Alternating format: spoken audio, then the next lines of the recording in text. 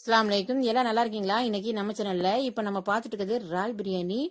Very ஈஸியா very சிம்பிளா புழுங்கல் அரிசி வச்சு தான் இன்னைக்கு நம்ம இறால் பிரியாணி நம்ம ரெடி பண்ணியிருக்கோம். சூப்பரா வந்துச்சு.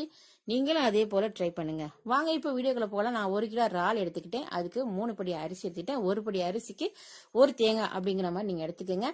அப்புறம் நம்ம 1/4 கிலோ வெங்காயம் எடுத்துக்கிட்டோம். நீங்க 1/2 கிலோ வெங்காயம் கூட நீங்க சேர்த்துக்கலாம். வெங்காயம் உங்களுடைய ஆப்ஷன். நான் 1/4 கிலோ தான் நான் இன்னைக்கு சேர்த்துக்கிட்டேன். அதே போல நீங்க தக்காளி 4 பெரிய சைஸ்ல எடுத்துட்டேன். பச்சை மிளகா 4 சேர்த்துட்டேன். காரத்துக்கு தகுந்த போல கூட குறைச்சி நீங்க சேர்த்துக்கலாம்.